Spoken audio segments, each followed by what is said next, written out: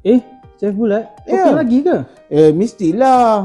Tapi kan kat sini je yang chef bulat boleh dapatkan macam-macam benda berkualiti. Macam ni. Vanilla. Essence vanilla dekat BIH ni korang boleh tengok. Dalam tu ada seketul-seketul tau biji-biji vanilla tu. Memang terbaik punya vanilla. Lepas tu, chef bulat punya resepi kali ni, chef bulat nak pakai pineapple paste. Yang ni dia boleh Thailand 100%. Kalau orang lain punya tak sesedap ni. Sebab apa? Dia ambil isi saja.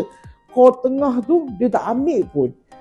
Okay. So datang BIH, beli barang kat sini untuk tengok resepi chef bulat. Hai guys, Assalamualaikum. Hari ni chef bulat nak buat pineapple jam burnt cheesecake.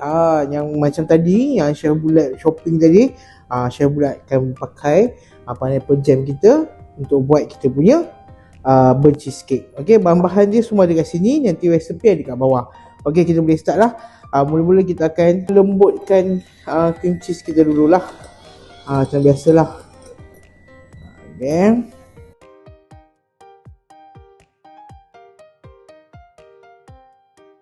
Okay. Disebabkan kita pakai pineapple paste kan. Bila rasa macam cream cheese ni dia dah soft sikit, kita masukkan yang tu dulu. Kalau burnt cheesecake biasa, kita terus masukkan yang kita boleh telur kan. Tapi kita masukkan pineapple kita dulu sebab kita pakai paste. Takut paste tu kenyal-kenyal. Selalu standard lah pineapple paste kan. So kat sini chef bulat bagi idea untuk kita buat burnt cheesecake. Bahan-bahan dia semua boleh dapat kat BIH. Kita masukkan kita punya pineapple paste. Lepas tu kita sambung. Nak pakai blender pun boleh, nak pakai mixer pun boleh. Kalau chef bulat suka pakai mixer lah sebab kita boleh kontrol dia punya ketulan dia semua kan. Bahan dia sebati ke tak. And then macam chef bulat suka pakai mixer ni sebab kita boleh masukkan bahan-bahan tu satu persatu. So kita boleh kontrol dia punya tahap kembang dia. Macam tu lah. Kan. Okay, lepas tu kita boleh terus masukkan kita punya 3 biji telur. Bila dah ada telur tu, nampak tak dia?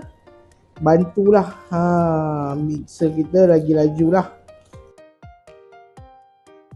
Kalau pakai blender kita tak tahu tau sebenarnya perempuan. Macam mana tekstur dia dah sudah ke overmix ke tak overmix ke kan. Walaupun burnt cheesecake adalah resepi paling mudah dan boleh dikatakan kurang percentage kegagalan tu, tapi kalau salah mix pun boleh jadi jugalah. Ya. Okey. Sekarang kita masukkan sikit vanilla. Vanilla essence kita orang dekat BIH ni ada macam-macam brand. Tapi yang paling best pakai yang bourbon tu, bourbon vanilla. Dengan vanilla dia kat dalam tu, dengan bau dia, memang bau dia wangi. Kalau bakar pakai vanilla tu, satu demo kitchen ni wangi je. Okay, lepas tu kita masukkan kita punya gula. Last sekali kita masukkan kita punya garam. Garam kita sikit tadi. And then kita masukkan krim kita.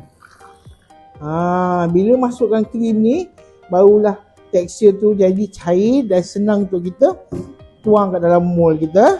Okay. Dan akhir sekali kita masukkan tepung. Tepung tak banyak pun. Tepung ni just macam tepung serbaguna just untuk kita bindkan dia lah, untuk kita satukan dia je. Okay. Alright, kita dah adunkan dia. Okay.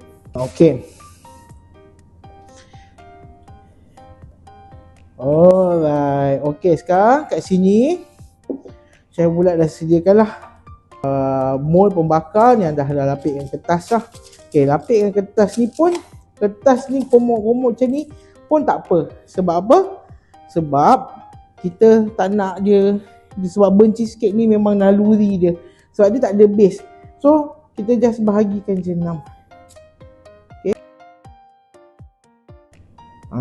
Burnt cheesecake ni adalah resepi chef bulat paling suka lah.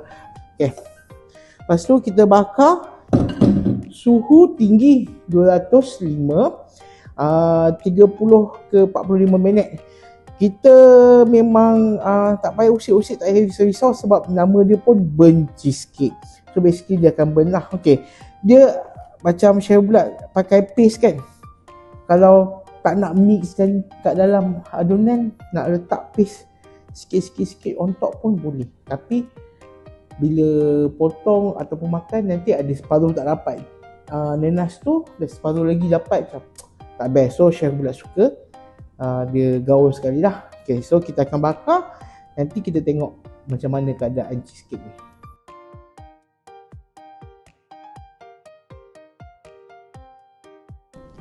Okay guys, tengok ni, puan-puan dah siap dah. Nampak tak? Dia lekang.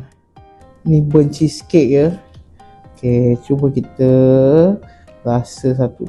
Tengok tu cantiknya tekstur. Ni, nampak tu tekstur dia cantik ya. Okay, jom kita try. Bismillah.